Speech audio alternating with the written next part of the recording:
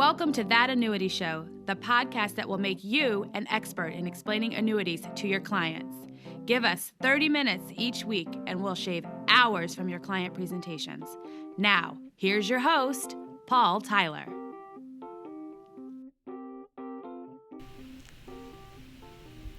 Hi, this is Paul Tyler, and welcome to another episode of That Annuity Show. And I guess this is officially the first day of summer. Mark, it certainly didn't feel like it this weekend where I was.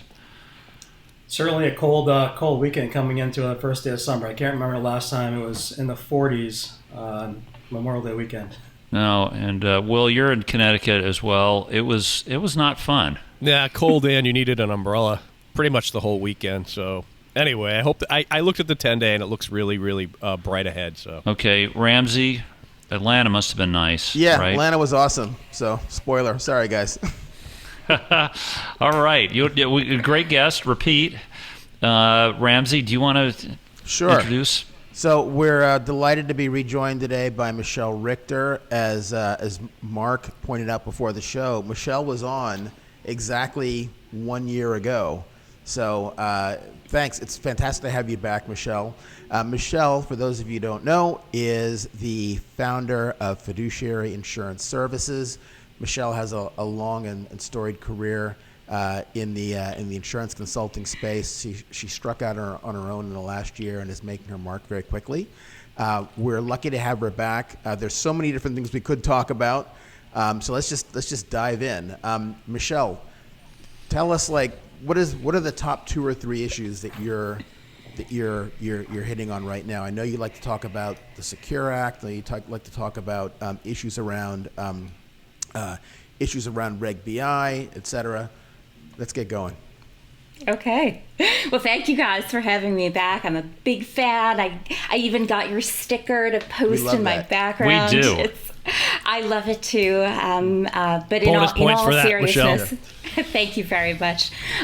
In all seriousness, I do believe that you're filling a niche that's incredibly important, both for consumers and for advisors who are working with clients and need to have up-to-date information on how the industry is evolving.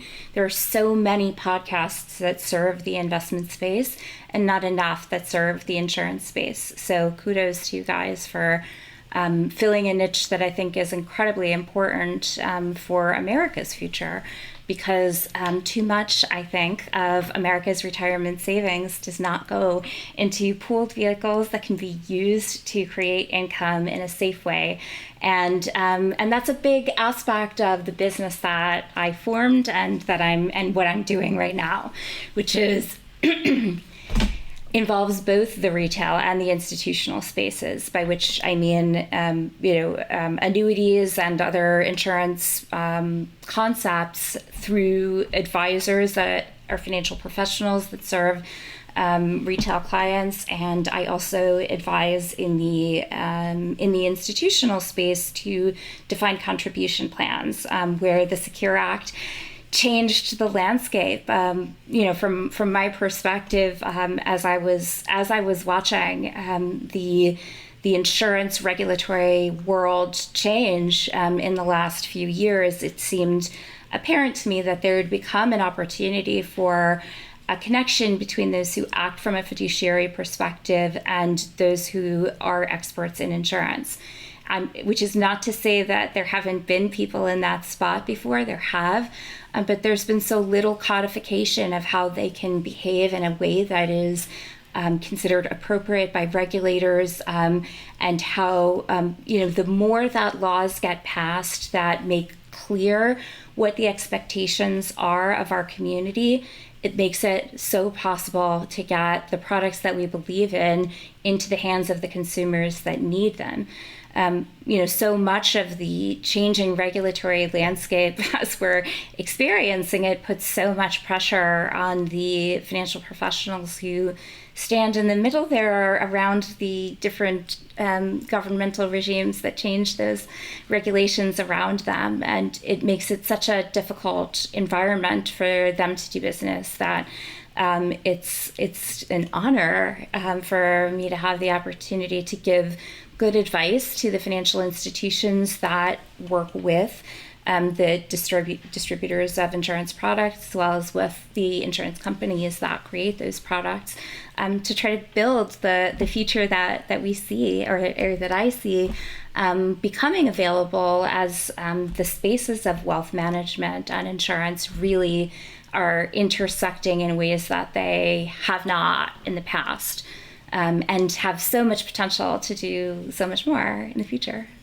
Hey, Michelle, on that note, so this intersection that you're talking about, why lately has it become more at the forefront, or what's changed where we're seeing more interest in this space?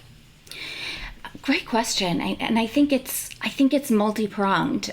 So it's we talked about legislation, and best interest or fiduciary-oriented legislation relating both to the regular retail space as well as the rollover market, with having different expectations for people who are selling insurance into those spaces. I think. So I think the change in regulation is some of the ostensible impetus, but and DOL having been talked about and then vacated, and then who knows whatever is going to happen with it, a year from now. Unfortunately, to my distributor friends who are like, how do I even build a business around all of this changing around me? I think the regulation is a starting point, and I think that caused a lot of product development shift. We are seeing an increasing number of fee-based insurance products coming to the market. Even a new fee-based life product just hit the market. And that had been there was one previously, but it was pulled from the market. Now there's another one, but there's a lot of fee-based annuity happening. So product development, regulatory changes, and I think optimism on the technology front, because I like to say that now we have the ability to integrate into RIA tech stacks. Okay. We have the opportunity, we haven't done it yet as an industry broadly, but there are carriers that have invested in that direct linkage to the RIA's technological capabilities that I think have made it a lot easier for those who are working from a fee-based or fee-only perspective to consider annuities, which used to be the ugly A word.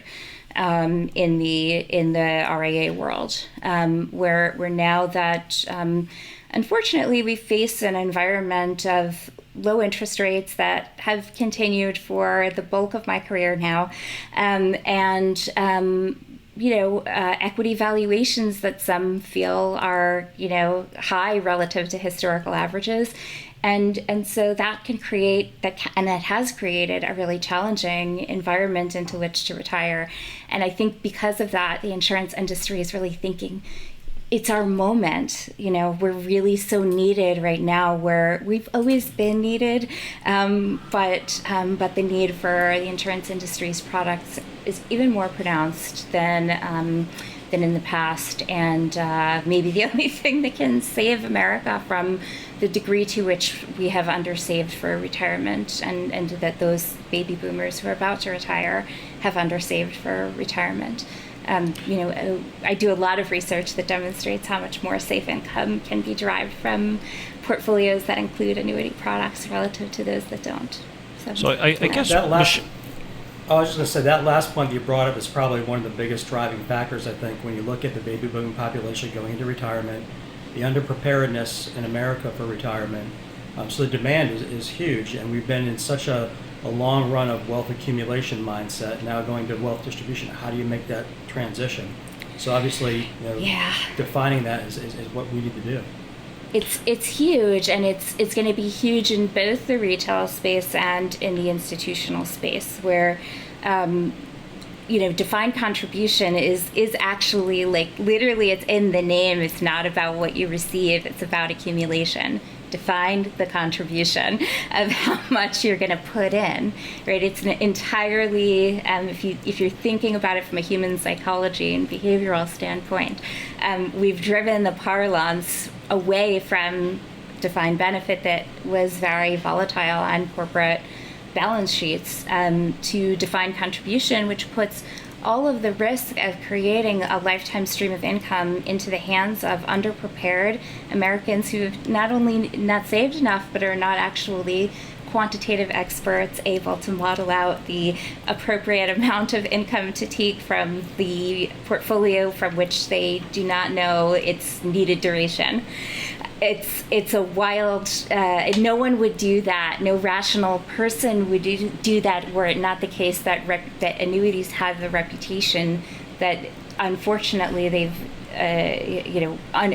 it's sometimes appropriately, but usually not, garnered for being expensive or complicated. And I think the key to changing that perception lies in a lot of the things that we're discussing today. Making it so that regulatory framework that distributors can understand, fixing technology bugs, helping to put options out there. And when it comes to the understanding of income, I think, I'm a big believer that one of the provisions under the Secure Act is that prior to the end of this year, it will probably be in the annual statement for most organizations in DC that will issue likely in December, the income translation metric from account balances to what can a consumer who has saved this amount expect to be able to receive in monthly income from this pool of assets. We've done so little to help. Those of us in the room have done quite a bit, but overall in this country, we've done so little to make it clear to the everyday American what that pool of assets that you've saved in your DC plan means for your retirement lifestyle and what that means from an income standpoint. So because DB, defined benefit, used to be a received benefit defined from the perception, from the standpoint of the consumer or the plan participant who's receiving the income, as opposed to defined through the lens of what the employer has to do, which is a defined matching contribution, or what the employee has to do. Right. So there's so much work being done, and I think we're going to talk a little bit about that. I hope that we will. So much being done in the DC space right now to seek to enable more annuity-based solutions inside of the institutional space. And there's a lot being done in the retail space too, with changes in regulatory requirements, both from Reg BI standpoint, from Model NAIC guidance that aims to follow Reg BI, and EBSA rollover guidance, which also aims to follow more or less some of the guidelines in Reg BI. But lastly, like New York's best interest, like who even knows what that decision was about? But New York being the state that typically is most conservative, is very conservative for with intention of protecting consumers, wrote a very strict set of regulations, and then found it challenged in the courts for vagueness, but that doesn't impact the fact that that same vagueness exists in the best interests regs that are being modeled across the states that are adopting them. So in any case, we're in a period of rapid evolution at the moment. So I'm very excited to be here on my 1-year anniversary of when we first spoke, and I said, I see an industry at an inflection point of its evolution, and I hold my position 1 year later that that is happening in front of my very eyes. Was that one of your predictions? If we asked you, if we went back and played the reel back, that was a prediction you had? No, in honesty, yeah.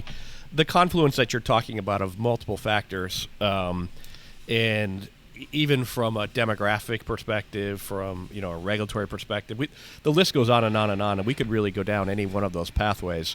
But it is an exciting time to be in the industry, and one that I think we're all kind of students of this, and I think it excites me to be part of it.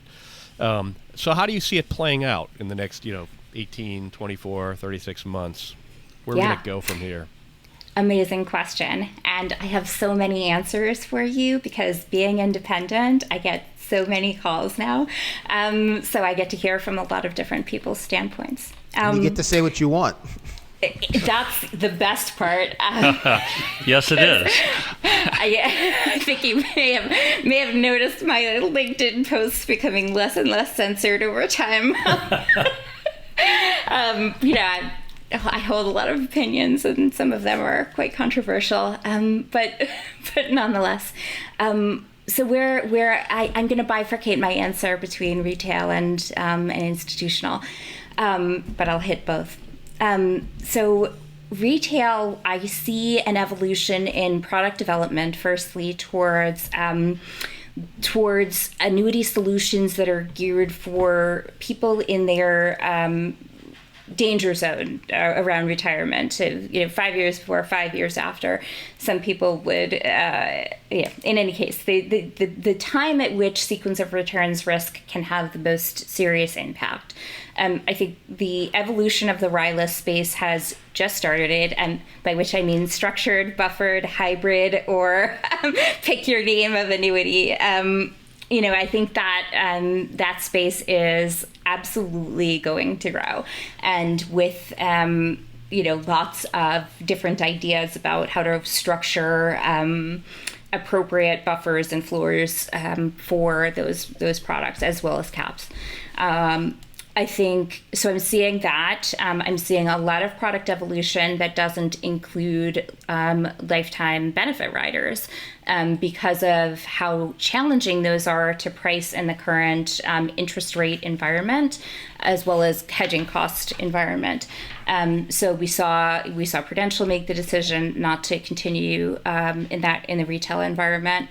As it stands currently with their GLWB products. I'm seeing a number of other carriers considering some of those concerns as well. And so, for when as we can still get those things, we, want to keep that in mind, that it's not always going to be the case that the same products are with the same riders and the same benefits are, available. And it's just, we're going to see based on how the interest rate environment evolves, what the speed at which those changes occurs.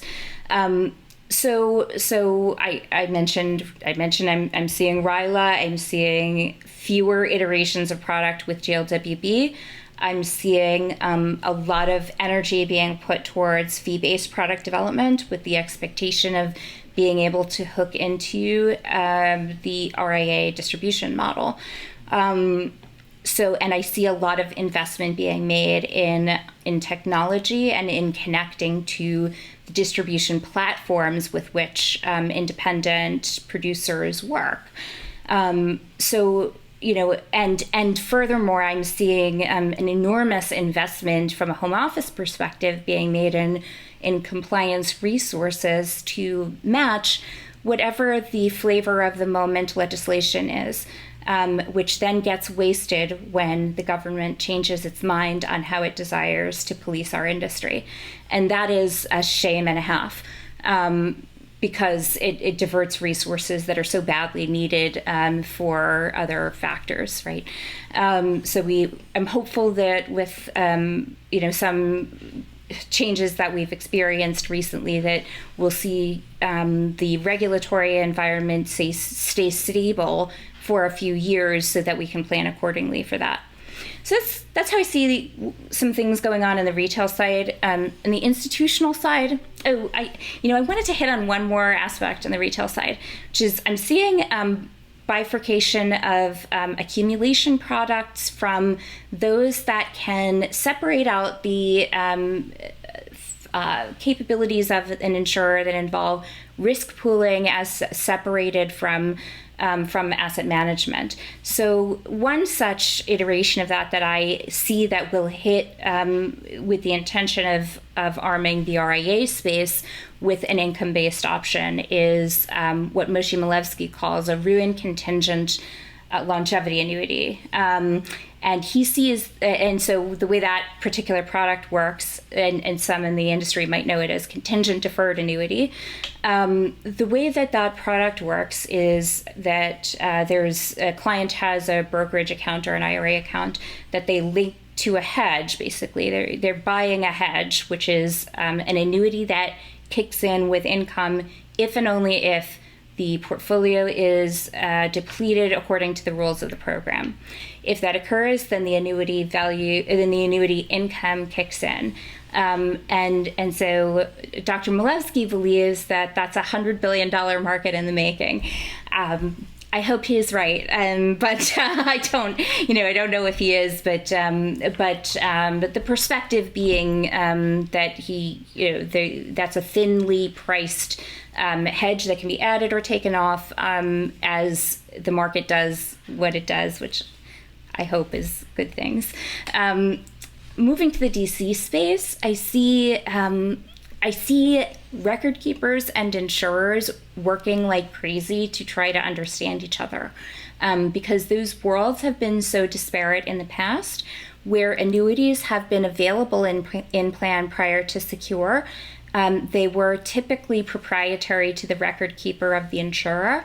And so now that the Secure Act has implemented safe harbors as well as portability provisions for the plans to be able to use annuities and then know that their participants will always have access to the benefit for which they paid, that what I'm seeing is an enormous amount of technological work being done to try to build those integrations between record keeping and insurance. I'm seeing an enormous amount of intellectual capital being moved in the space towards understanding the appropriate way to evaluate in-plan annuities, given that the legislation says you're not supposed to just pick the cheapest annuity, you're supposed to pick the annuity that provides the best cost-benefit trade-off. What does that mean? In a world where there has been at best one annuity that could be offered to a plan because of constraints around record keeping, I just, when I speak to retirement plan advisors about their responsibilities that they feel to the plans that they serve, there's a lot of concern about what are the expectations around, how to best meet those needs. For plan sponsors that may have a different population than another plan sponsor. So does the same solution make sense for one plan as it does for another? Probably not. And so while there's a lot of protection given under the Secure Act's very clear guidance, I think the long-term trend that we're going to see in the DC space that includes annuities is towards a need to be able to demonstrate a quantitative evaluation has been done. And that's going to require the abilities that don't exist in the market right now, but that I see several organizations moving towards implementing. Yeah, that's interesting. Abilities that don't exist, Michelle. Like, what a world we're living in, where we have rules and approaches, and there's no you can't comply. You can't comply, right? So you can't. I know. I am so sorry to I don't personally serve the retail market or plans directly, but boy, when I talk to my friends who are financial professionals, I have so much empathy for that experience of wanting to do the right thing and just not knowing always with the clearest of guidance where to find the right answer, because if you're an independent agent, you're working with marketing organizations that are doing their best to help you get out there. They're interpreting the guidance too. Like, they're not the rule setter, and it's an unbelievably difficult position that we put individual distributors into, as they're trying so much on their own to understand what's being asked of them.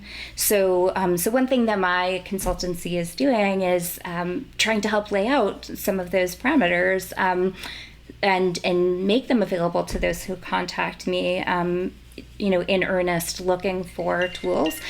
Some of those tools exist on the in the DC space exist on the IRIC website. IRIC is the Institutional Retirement Income Council, and it's iricouncil.org, and I hope there'll be a show notes in the show for people who are looking for resources to find checklists of what those things that can be asked of a plan sponsor to evaluate, some one-page summaries of the programs that exist already in the DC space. So for anybody who's listening to this program and who is a retirement plan advisor, it's an exceptional resource. You can tell I volunteer for this organization, probably. That it's an amazing set of resources. And one thing that the group has just put together and is not yet live, but will be before Friday when this podcast posts, is a grid that compares all existing programs in the market in a number of ways to one another, all on one Excel grid. So it makes it easier for consultants who are aiming to scan the universe to be able to do that. So I'll include that URL for you guys. Oh, great. We will put it in the show notes for people who want to learn more and get in touch with you. Michelle, about a year ago, you did an article reframing retirement advice objectives from asset management to income management. And the takeaways that you kind of posed at the end in terms of what needs to be done is improving the reputation of annuities, developing fee structured products, investing in technology, and overhauling advisor training. So, and I think number 2 and 3 are well in the works of being done. The overhauling of advisor training and for the new agent coming into the marketplace. I think the challenge is if you look at the movement to fee-based platforms, so the challenge of generating income early on, and the movement away from with insurance carriers from career-type agencies. So for the agent just starting off, and part of that might be what you see in the industry today. The average agent is close to age 60. Do you see a resurgence in career-type systems coming upon us in the future? I hope so. I mean, the challenge, the industry, I sort of wonder if there was an awareness that in demutualizing, and from demutualizing comes the decision to remove career agency from the mix, which then results in independent agents having been trained through a career system, and then when they're ready, going independent. So that system of independent distribution that we enjoy now as an industry came to exist off the backs of the career agency investments that had been made 20 years prior. Exactly to your point of the McKinsey quote that we all point out of age 59 being the average insurance producer's age. The way I see the market evolving is that the mutuals really have a very interesting place to play there when it comes to the new agents that come into the industry, because they do have those career systems in place, and they do provide a lot of the training for those who do make it through to the next stage of the industry. Whether or not agent training will be provided by insurance companies in the future I think we're gonna see that play out over a longer period than you'd asked me for. In 3 years, it's not gonna be in 3 years.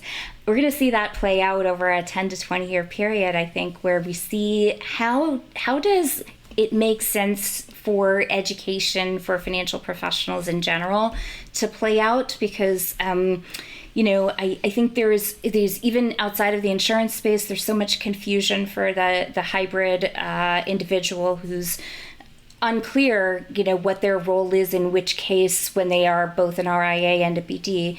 And when you add insurance into the equation, with this integration that we're all starting to see, does it still make sense to have all of these distinct educational bodies not, certainly they communicate with each other, but is there an interest in shared aims across those spaces, and which titles make sense? And I'm not positive that I see insurance companies becoming the educators of agents again, unless there were a resurgence of a mutual model.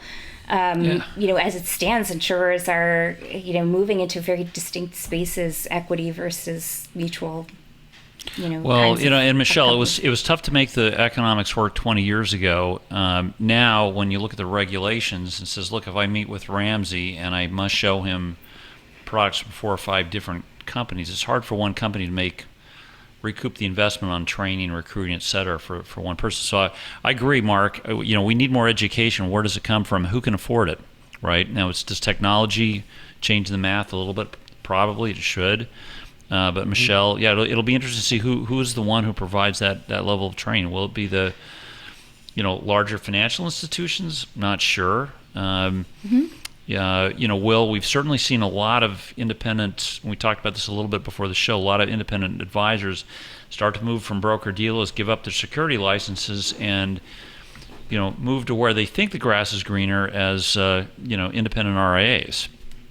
It's the trend right now. I think it's no secret that there's an exodus. I think there was an article last week about this exact topic, and FINRA's well aware of it too. So it's happening, and it goes right to the point that Michelle's making, though, is there needs to be an avenue for folks in the RIA space to provide and offer insurance products that really may make sense for individuals, and there's a bunch of them out there that can. And so I think we have to, as we watch this migration, recognize, or already some insurers are, as you can see, through what they're doing and where they're investing money and where they're working on product development. That's completely true, Will, and I want to add to that. You couldn't be more on point and timely in that. I was pre-show talking to you guys for a minute and mentioning that towards the end of last week, I just got 2 inquiries from insurers that are looking for a specific industry organization related to insurance distributed in a fiduciary or via the RIA channel, really. And the question is, for those insurers that really want to play an active role in that space, the question is, through which organization do we make that happen? Is it, one of the existing industry organizations that has a broader mandate and that has historically served different channels, or is it through the creation of a new industry group that specifically is geared towards the integration between insurance companies and RIAs? So in the event that there are home office listeners to your podcast, of which I believe there are many, I talk to a lot of them, that are asking some of these same questions, I hope that they too will consider reaching out to me too. I'm sure I'm not the only person who's thinking about this and who would have interest in such an organization. So I'll, if there is one already being formed, I'll route calls that way. And if there isn't, then I hope that they'll consider contacting me to help facilitate that dialogue. It's we know it's happening, and there's just so much need to keep advancing the ways in which insurance can be positioned and distributed, because it belongs as part of the consideration within every retiree's portfolio, in my opinion. So the interesting challenge there is figuring out, like, how big does that organization have to be, right? What does the budget need to be? How many people need to be involved? Yeah. A business plan. How much industry involvement. And there's at least one model that we all know about that is an interesting reference. So, Michelle, that sounds super exciting, and I think that is that kind of broader initiative to bridge the gap that, Paul, you were talking about, where every company had to go down this track themselves and the economics weren't that great, but an industry-wide initiative makes all the sense in the world. Well, in fact, it may just be a necessity. It may be the only way to do it. Right. So, hey, Michelle, this is great to have you back. 1 year is too long of a time. Oh, well, in that case, I'll be back next week. Yeah. Hey, maybe you will you lucky be. guys, you.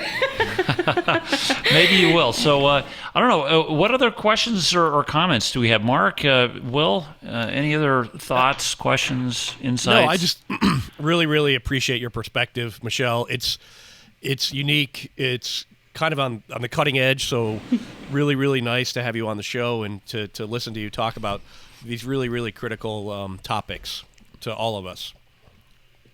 Yeah. And I Thank think you you. just do a great job really just addressing all fronts, not just product, but all the different components that go into it in terms of where we need to go moving forward. So thank you.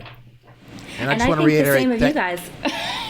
thanks for your energy and for congratulations on going independent and speaking your mind. It's fantastic. It's fantastic. And for anybody out there in the audience who's considering independence, do it. It's amazing. Yeah, no, Michelle, listen, thank you for your commentary. I think what you're doing on LinkedIn, I've been watching for the last month or two. It's great. And for those of you listening, we covered a lot of ground. We'll get the links for Michelle, put them in our show notes. And Michelle, thanks. Mark, Ramsey, Will, thank you all. Thank you, listeners. And keep the feedback coming. And join us again next week for another episode of That Annuity Show.